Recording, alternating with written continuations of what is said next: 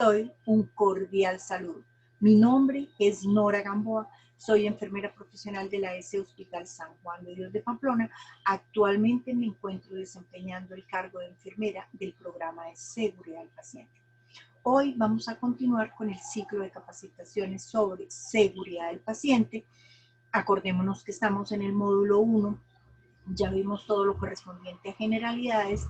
Hoy vamos a ver todo lo relacionado con terminología y gestión del riesgo.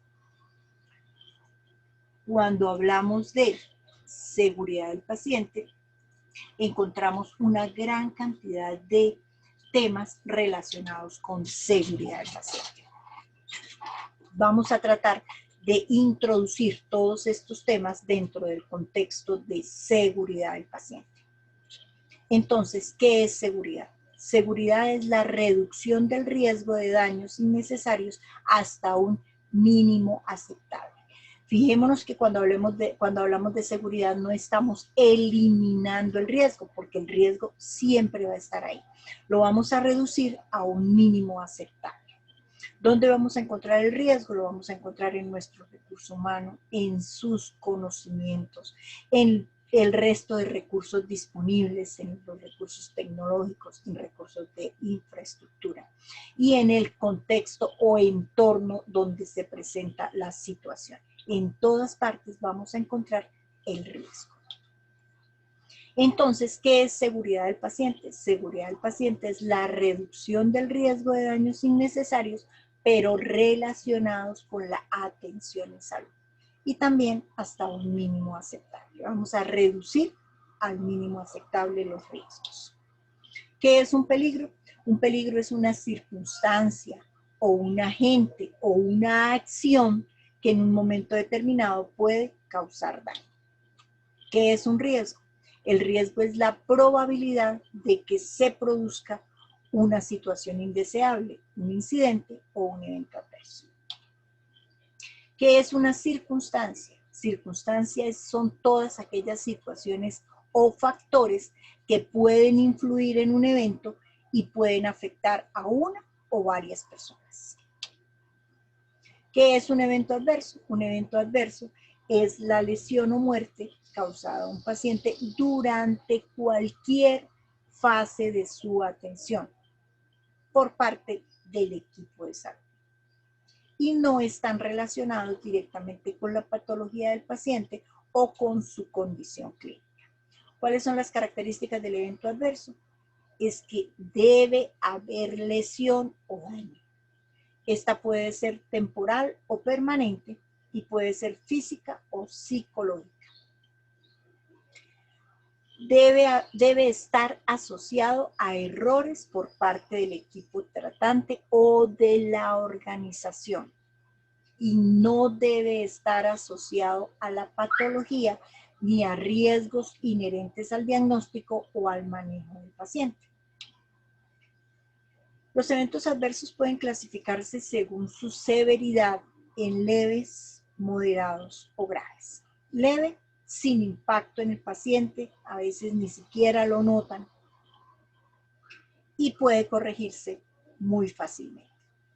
El moderado ya le produce al paciente incapacidad temporal o permanente menor con alto grado de inconformidad por parte del paciente. Ahí sí ya el paciente se da cuenta de que se cometió un error.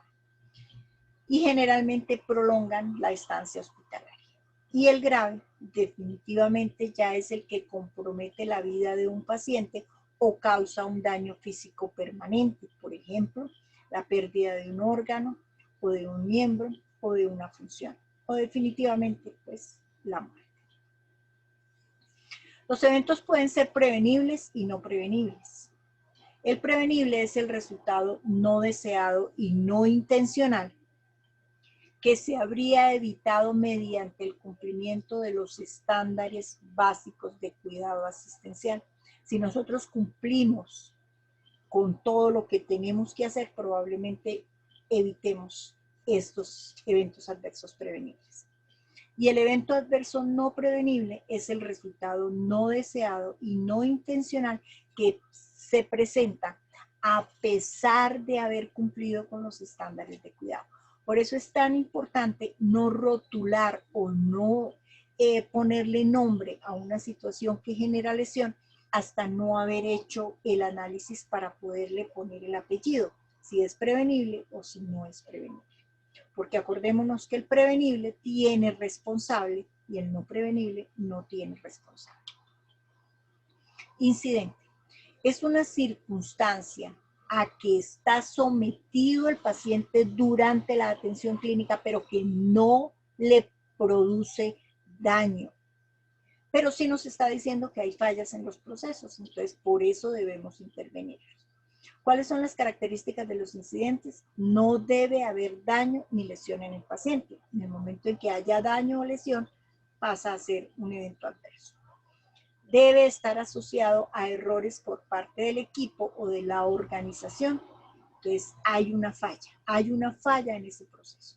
Y no debe estar asociado a la patología ni a los riesgos inherentes del diagnóstico o el tratamiento del paciente. Complicación. Complicación son todos aquellos resultados negativos, tanto clínicos como quirúrgicos, que no se asocian con error de las personas ni de los procesos, sino se relacionan con la propia patología del paciente o con la intervención o tratamiento que le realizamos. Las características de la complicación. No debe estar asociado a errores por parte del equipo tratante. Cuando se hace el análisis de un caso, y si no se encuentra absolutamente ningún error, puede ser una complicación. Está asociado a la patología y a los riesgos inherentes al diagnóstico y tratamiento del paciente. Y puede haber lesión, ya sea temporal o permanente. Aquí volvemos a concluir que no se debe hacer la rotulación de una situación que se presente con lesión al paciente, porque en un momento determinado que se hace el análisis no se encuentran errores ni de las personas ni de la organización y está asociado a la patología, a los riesgos, al diagnóstico o al tratamiento del paciente, lo podemos catalogar como una complicación. O si encontramos que no está relacionado con la patología, ni con el diagnóstico, ni con el tratamiento, pero hubo un error, no hubo error tampoco, puede ser un evento adverso no prevenible. Entonces, mire que en este momento tenemos que ser tan selectivos para poder hacer todo el análisis y clasificar una situación de lesión. Circunstancia notificable. Es una situación con gran capacidad de causar daño, pero que en el momento no le produce ningún daño al paciente, pero que sí refleja que haya fallas en el proceso. Entonces son todos aquellos incidentes que no le han generado daño al paciente, pero que sí nos está diciendo que hay una falla. Entonces todo eso debe ser notificado. Actos inseguros. El acto inseguro por definición es involuntario. Es el hecho de no llevar a cabo una acción prevista según se pretendía aplicar o según se había planeado. Puede manifestarse al hacer algo que no se debía hacer o al no hacerlo cuando sí se debía hacer, ya sea en la fase de planeación o en la fase de ejecución. Los actos inseguros pueden ser errores o pueden ser falta de adherencia a normas. Cuando son errores tienen un bajo nivel de conciencia. Nosotros a veces ni siquiera nos damos cuenta que estamos cometiendo el error. Por eso es tan importante la supervisión y la verificación. Y la falta de adherencia a normas tienen un alto nivel de conciencia porque nosotros fuimos formados en una escuela y tenemos una gran cantidad de medios por los cuales podemos obtener la información. Entonces tienen un alto nivel de conciencia. Los errores pueden ser errores de decisión, de habilidad o de percepción, y la falta de adherencia a normas puede ser aquella rutinaria, lo hacemos todos los días y nos empezamos a comer una gran cantidad de pasos importantes, o la excepcional es cuando no se hace muy frecuente y se presentó la situación y yo me arriesgué a hacerla sin tener la debida preparación para ello. ¿Qué es una falla activa? Una falla activa la podemos definir como un acto inseguro, pero la catalogamos como falla activa en el momento en que genera evento adverso.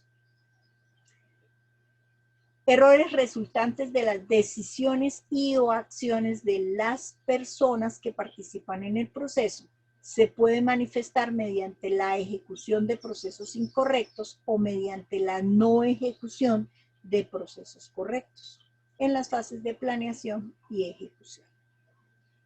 Errores o fallas latentes son aquellas fallas en los sistemas de soporte, en todos aquellos servicios que apoyan nuestra labor: alimentación, mantenimiento,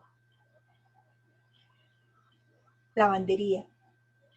Son errores en el diseño, en la organización, en el entrenamiento, en el mantenimiento, que conllevan al operador o a la persona a cometer errores.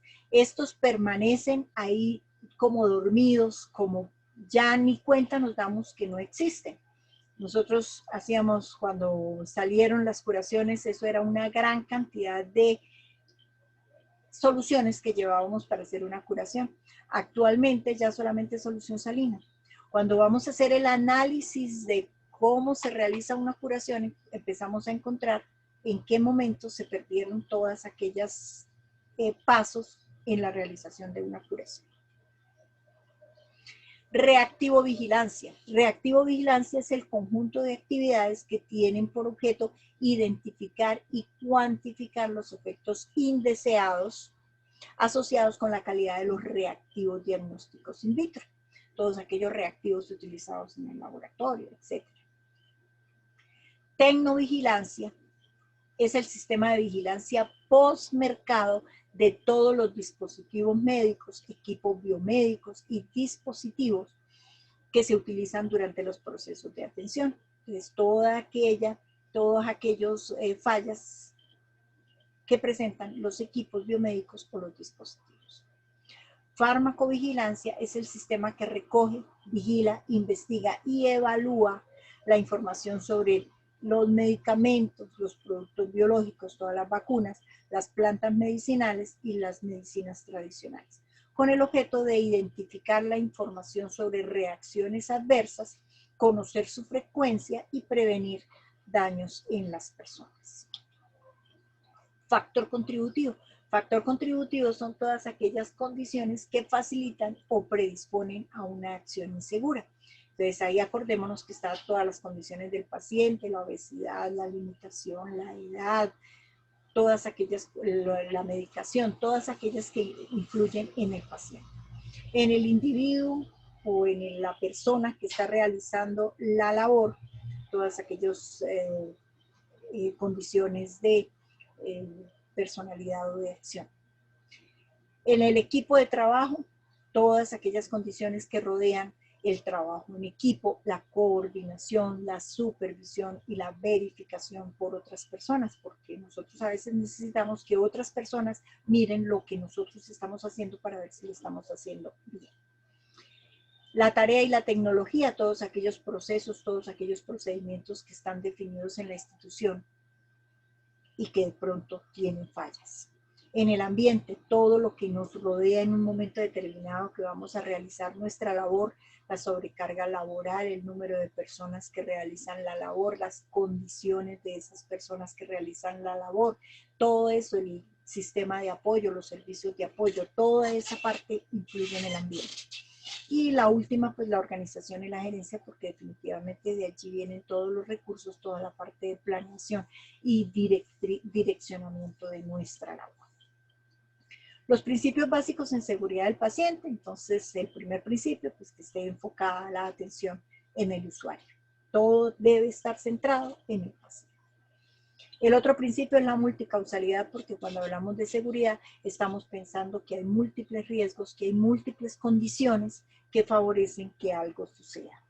La validez, porque todo debe estar debidamente soportado con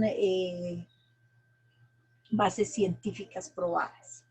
Alianza con el paciente y la familia, porque si no obtenemos el consentimiento por parte del paciente y de la familia, no vamos a poder hacer nuestra labor como la tenemos que hacer.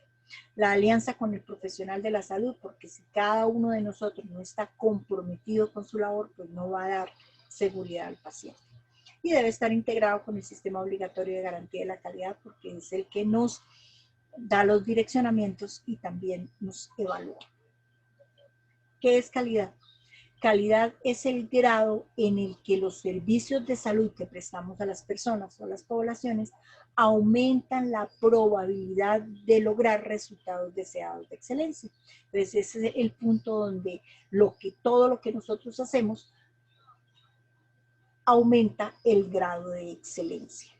Los atributos de calidad, los que tenemos que estar permanentemente interviniendo, son la pertinencia, que todo lo que hagamos sea lo que tenemos que hacer. Accesibilidad, que todas las personas tengan acceso a nuestra atención. La continuidad, que la atención que nosotros brindamos sea continua en el tiempo, en las entregas de turno, en el egreso del paciente nosotros continuemos brindando atención al paciente. Oportunidad, que sea a la hora, en el momento, en el instante en el que el paciente necesita nuestra atención, no 2 horas después o 3 horas después.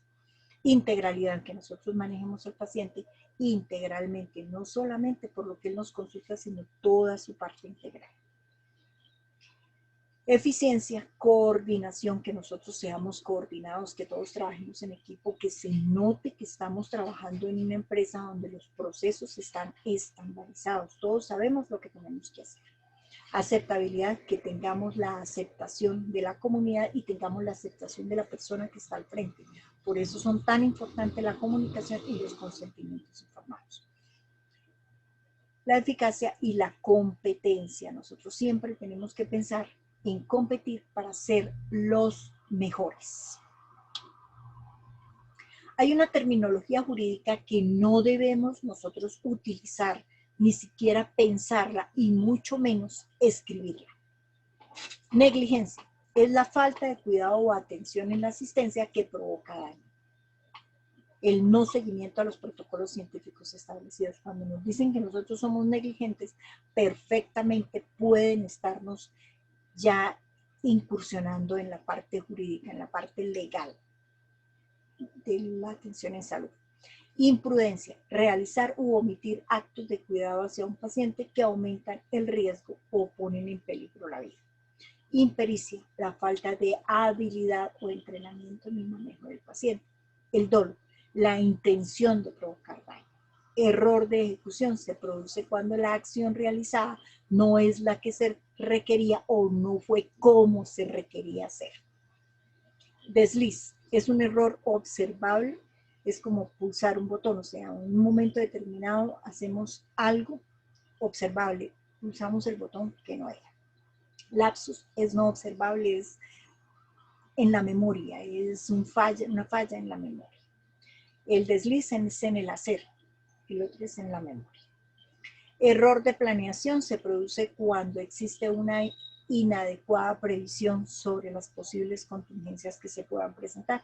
Yo siempre les he dicho que cuando vayan a realizar una atención, piensen en todo lo que tienen que llevar, en todo lo que tienen que preparar y en todos los posibles riesgos que tienen. La maleta se les hace grande, pero ustedes van seguras y el paciente también va a estar seguro. Vamos a reflexionar un poquito sobre esas palabras que no debemos hablar. Hacer lo que no se sabe hacer. Cuando nos arriesgamos a hacer, y yo nunca lo he hecho, pero vamos a mirar a ver cómo se hace. Eso es una imprudencia. No saber qué hacer. Cuando se supone que yo ya tenía que saberlo. Yo fui a una escuela, hay una cantidad de medios que me proveen información, hay personas a las que yo puedo preguntarles, pero de todos modos no lo saben. Eso es impericia. Y no hacerse cargo de lo que se hizo. Sé que cometí un error, pero me estoy callada y abandono a la persona a su suerte. Eso es una negligencia. Ahora vamos a hablar del sistema de gestión del riesgo. Es todo lo que se tiene que hacer para intervenir un riesgo que hayamos identificado. Responsablemente significa que ha de rendir cuentas sobre la atención de salud que prestó. Es el conjunto de herramientas, procedimientos y acciones utilizadas para identificar y analizar la progresión de una falla. Cuando se sucede algo, cuando hay una falla o cuando hay un incidente, tenemos que analizar cómo fue la progresión, cómo es en el transcurso del proceso que se sucede la falla, con el propósito de prevenir o mitigar sus consecuencias. Entonces, la gestión de riesgo inicia con la identificación de los riesgos, hacer un análisis y una evaluación de esos riesgos, planificar las respuestas o las barreras que vamos a darle a ese riesgo, divulgarlas, porque si no las divulgamos, obviamente no las va a conocer toda la institución, entonces nos vamos a quedar con esas barreras nosotros. Implementarlas y hacerles el seguimiento y la revisión. Nosotros permanentemente tenemos que estar evaluándonos y esas evaluaciones nos van a generar más planes de mejoramiento. Las fases en la gestión del riesgo o en la gestión del evento y del incidente son: la primera, identificación. Tenemos que volvernos unos buenos para identificar riesgos. Tenemos que proponernos en identificar todos los riesgos que tenemos en el momento de realizar la atención. Pero no solamente los tenemos que identificar, porque si los identificamos, si nos quedamos con esa identificación, a las otras personas les puede pasar. Entonces tenemos que registrarlos y tenemos que notificarlos. Tenemos que hacerlos visibles ante la organización. Tenemos que hacerles un análisis de toda la progresión de esa falla. Tenemos que plantear unas acciones de mejora, unas respuestas ante ese riesgo y tenemos que hacerle seguimiento. Ese seguimiento lo hacemos para ver si funcionó lo que hicimos o no funcionó, o cuáles de las cosas que hicimos funcionaron y cuáles no. El flujograma para la identificación de un evento adverso es este y es muy sencillo. Tenemos el paciente, tenemos un indicio de atención insegura, tenemos un indicio ahí de que hay algo que está fallando, pero no le genera daño al paciente. Si no le genera daño al paciente, podemos catalogarlo como una atención segura o podemos catalogarlo como un incidente, porque ya se vio que hay un fallo o en las personas o en el proceso que nos está alertando. Si al paciente sí se le produjo lesión, entonces hay tres opciones. La primera opción, si se le produjo lesión, nosotros revisamos todo y no encontramos ninguna falla ni en la persona ni en la organización, la podemos catalogar como un evento adverso no prevenible. Porque no encontramos fallas ni en la persona ni en la organización. La posible falla está en el paciente, en el diagnóstico o en el tratamiento. Entonces, un evento adverso no prevenible. Pero si hubo lesión y está relacionado con la patología del paciente, lo podemos catalogar una complicación. Y si hubo lesión y encontramos fallas en las personas o fallas en los procesos, es un evento adverso prevenible. Y ahí es donde tenemos que iniciar toda nuestra intervención.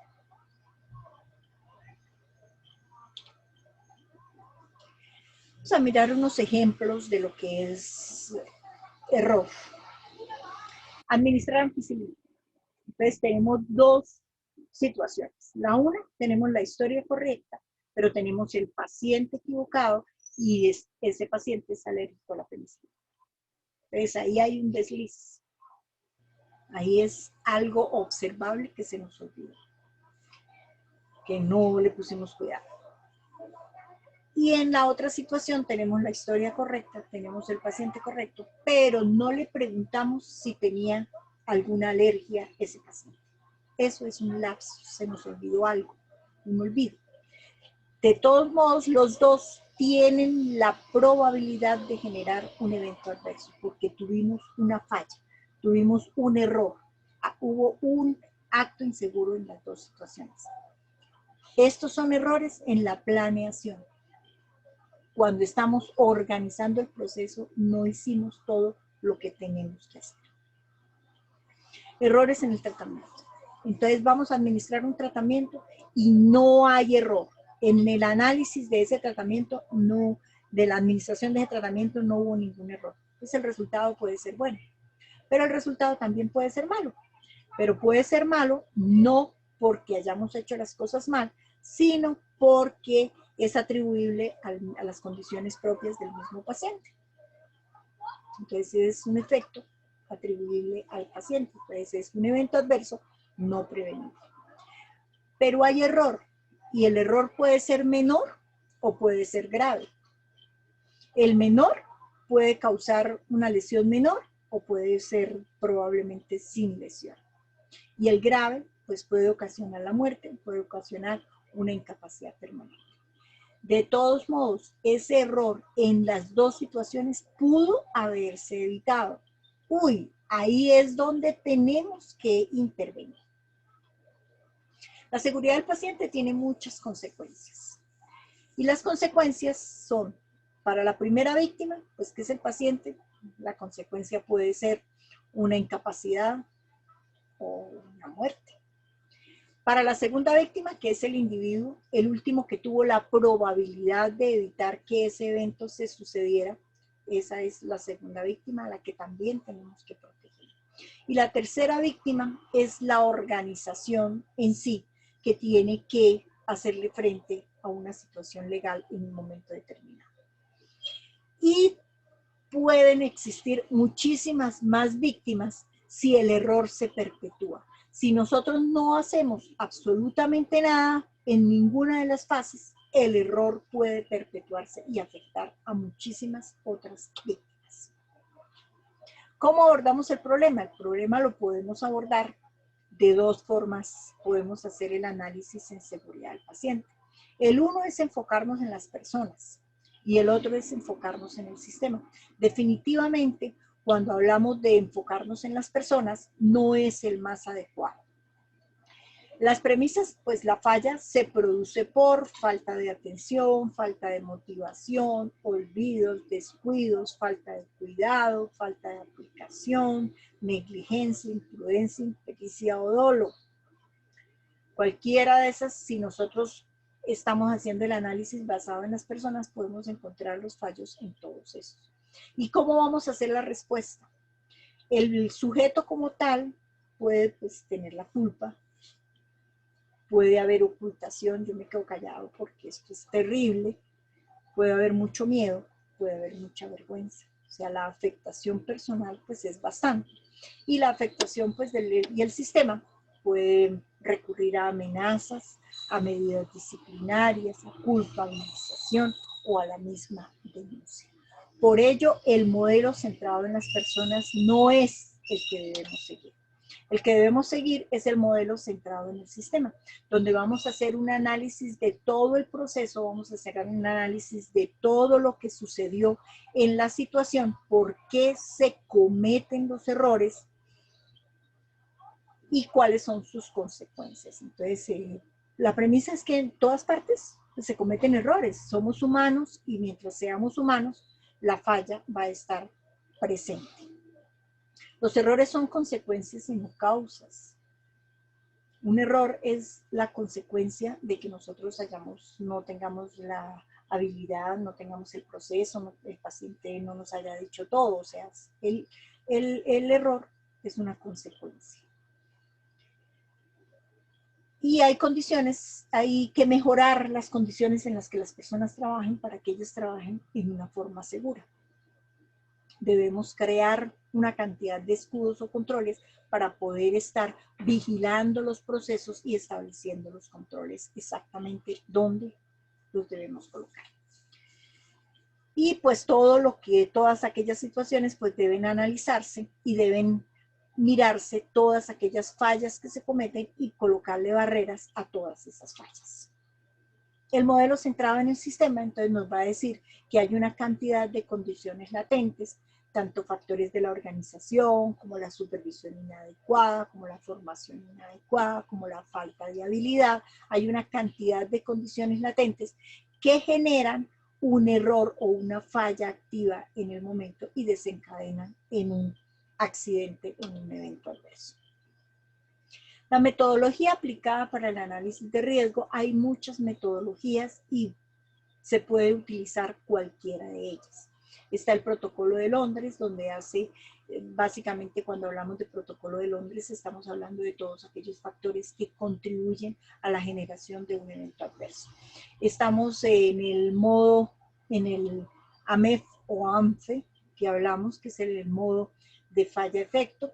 También es una forma para hacer el análisis de los riesgos en las instituciones, y la otra es causa y efecto, qué lo causó y cuál fue el efecto. Nosotros utilizamos el protocolo de Londres, sin embargo, no descartamos ninguna de las otras dos porque el ANFE o el AMEF se está utilizando para la identificación de riesgos que no han generado evento adverso. Entonces, de todos aquellos incidentes o de todos aquellos riesgos institucionales que no han generado evento adverso. Causa y efecto lo puede uno hacer en el momento en que algo sucede, qué lo causó y cuál fue el efecto y qué podemos hacer. Entonces, es una metodología muy rápida. Y protocolo de Londres, sí, no, porque pues, sí, pero es una metodología muchísimo más completa. Entonces, ¿qué es el protocolo de Londres? El protocolo de Londres es una metodología que analiza todas las fallas latentes, todo lo que hay latente en la institución, todo lo que hay latente en los procesos, todo lo que hay latente ahí, que está ahí dormidito, analiza todos aquellos factores que predisponen a las acciones inseguras y analizan la falla activa como tal. Entonces, ese es el protocolo de Londres. Estamos mirando las organizaciones, estamos mirando lo contributivo y estamos mirando los problemas en la prestación de servicio directamente desde la falla activa. Estamos colocando barreras y defensas, tanto administrativas como humanas, como de la misma naturaleza o físicas. Y estamos tratando de hacerle toda la contención a los eventos adversos a través del protocolo de Londres. Esa es nuestra metodología. Cuando hablamos de gestión de riesgo, entonces este es el proceso total de gestión de riesgo. Entonces, lo primero es identificación. Cualquier persona que presencie la situación, no tiene que ser la jefe, no tiene que ser el médico, no tiene que ser el especialista, cualquiera que identifique la situación puede hacer una notificación. Pero tiene que hacer el registro en un formato o actualmente estamos haciendo registros por todas aquellas sistemas de comunicación, podemos hacer la notificación. Se hace la recepción, o sea, la persona encargada hace la recepción, clasifica o tipifica lo que sucedió, si es un evento, si es un incidente, qué tipo de incidente es, o sea, le pone tipifica la situación, selecciona el grupo investigador, selecciona quiénes son los que van a investigar. Nosotros tenemos un grupo de investigación base, pero podemos llamar a otras personas según la situación que se presente. Organiza y recopila todos los datos, o sea, se hace una recopilación de toda la información.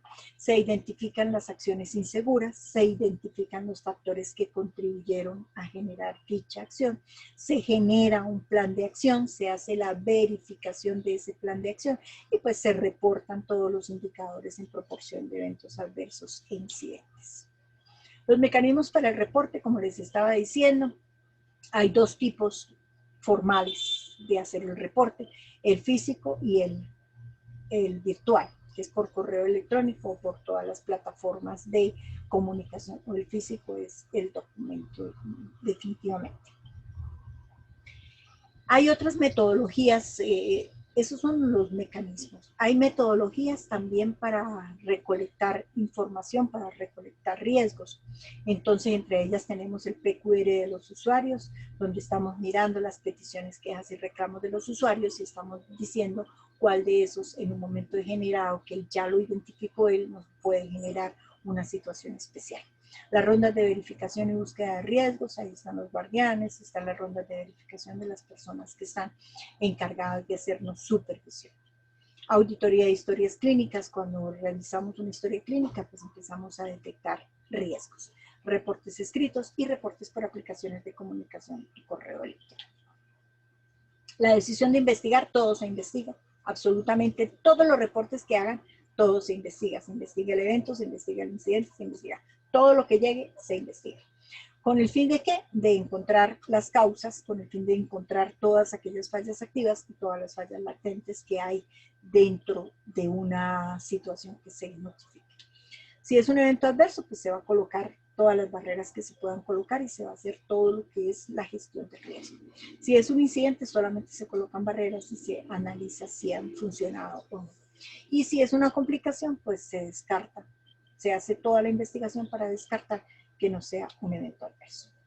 Esta es la tipificación de las acciones de las atenciones inseguras. Entonces tenemos 15 tipos de atenciones y están relacionados con todo nuestro quehacer, están relacionados con trámites, con fallas en los procesos o procedimientos, con fallas en los registros, en la atención en salud, en los medicamentos, en la sangre, en las dietas, en los equipos biomédicos, en el comportamiento de los pacientes, en las caídas, accidentes de los pacientes, infraestructura de ambiente físico, gestión del talento humano y toda la parte de diagnóstico, que ahí está imagenología, laboratorio y patología.